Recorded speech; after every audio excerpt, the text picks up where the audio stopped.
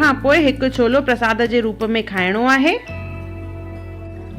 अचो थदड़ीअ जी कथा शुरू था कयूं पिया। बोलो शीतला माता की जय। असुल वॾी कथा थदड़ी माता जी। इहा हिकु पुरानी ॻाल्हि आहे। हिकु दफ़ो शीतला माता सोचियो त अॼु ॾिसां मूंखे धरतीअ ते केरु पूॼींदो आहे ऐं मञींदो आहे। त माता धरतीअ ते हिकु गांव में ॿुढी औरत जे रूप में आई ऐं अची ॾिठाई त हिन जो हिते को बि मंदिर कान्हे। माता शीतला उन गांव में घुमी रही हुई ऐं कंहिं हिकु घर मां चांवरनि जो गरम पाणी फिटी कयो जेको माता जे मथां किरी पियो। माता जे शरीर ते फूकणा थी पिया ऐं माता खे जलन थियण लॻी। पीड़ा में माता हिते उते घुमी रही हुई पर इन्हनि जी कंहिं बि मदद कान कई।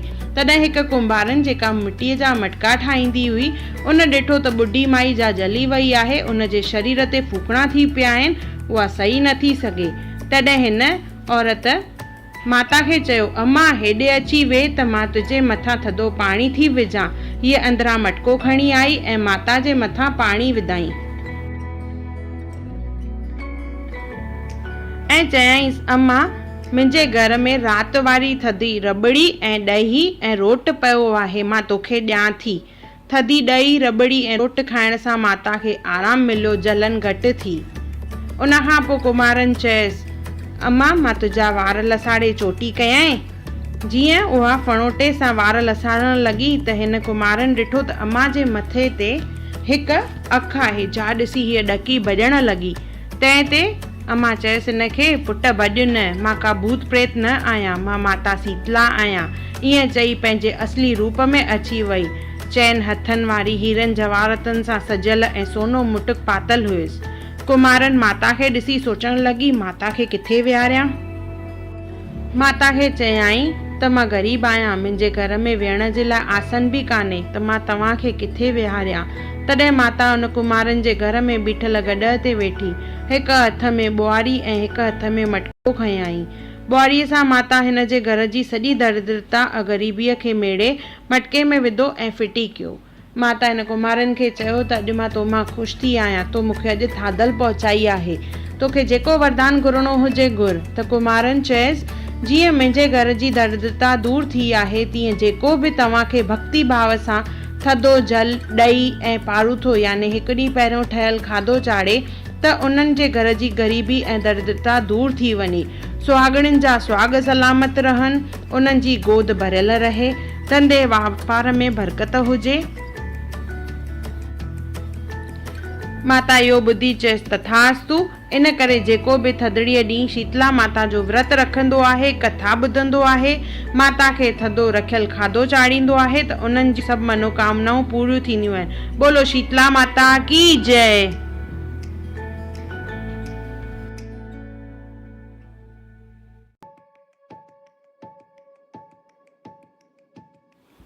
अहिड़े नमूने हिकु ॿी बि कथा प्रसिद्ध आहे जंहिंमें थधो खाधो न खाइण जे करे उन्हनि खे कहिड़ो दुख भोगणो पियो। मां तव्हांखे ॿुधायां थी पई।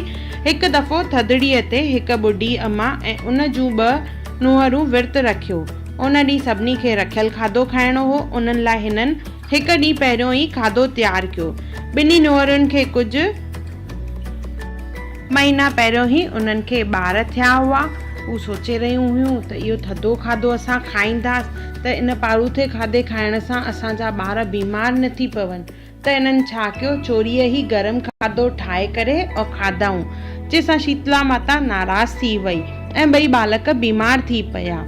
ॿिन्ही ॾेराणियुनि खे यादि आयो त असां इहो अपराध कयो आहे। हिननि पंहिंजी ससु सां ॻाल्हि कई।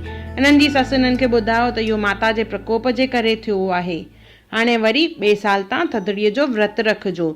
ॿिए साल वरी हिननि शीतला माता जी पूॼा कई, थधो खाधो ठाहियाऊं, माता खे अर्पण कयाऊं ऐं पाण बि खाधाऊं ऐं माता खां भुल बख़्शायाऊं, जंहिंजे करे माता ख़ुशि थी वई ऐं ॿार ठीक थी विया। बोलो शीतला माता की जय।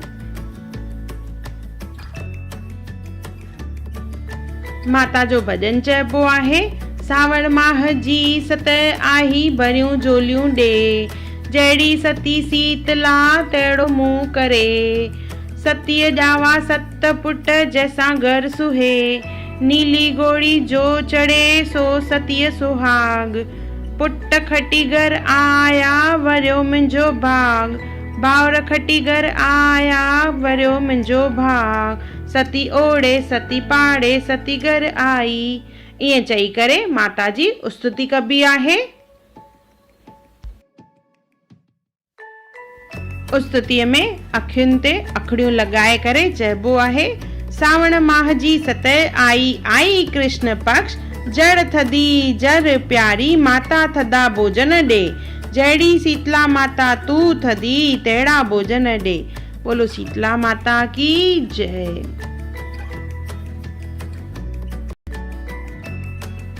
कथा खां पोइ थधो खाधो माता खे अर्पण करणो आहे, न्याणीअ खे ॾियणो आहे। उन खां पोइ पाण खाईंदासीं और घर वारनि खे ॾींदासीं।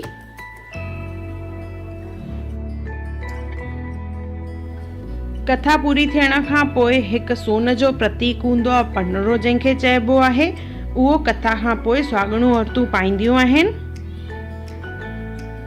मां तव्हांखे ॿुधायां थी पनरो कीअं ठाहिजे। ॾिसो, हीअं कपा खणणी आहे, कॉटन, थोरो सो हैड ऐं पाणी मिलाए करे इन तरह प्रेस करणो आहे। सो साइड्स में न, विच ते प्रेस करणो आहे और इन तरह पनरो ठाहिणो आहे। इहो सादे कन में पाइबो आहे। इहो सोन जो प्रतीक आहे, जंहिंसां घर में अन्न धन जो वाधारो थींदो आहे और बरकत थींदी आहे। जय हो थदड़ी माता की। अगर आपको मेरी वीडियो पसंद आई हो तो उसे लाइक करें, मेरे चैनल को सब्सक्राइब करें, इंस्टाग्राम पे जरूर फॉलो करें और मेरी वीडियो को ज्यादा से ज्यादा शेयर करें। और मेरा वीडियो देखने के लिए थैंक यू।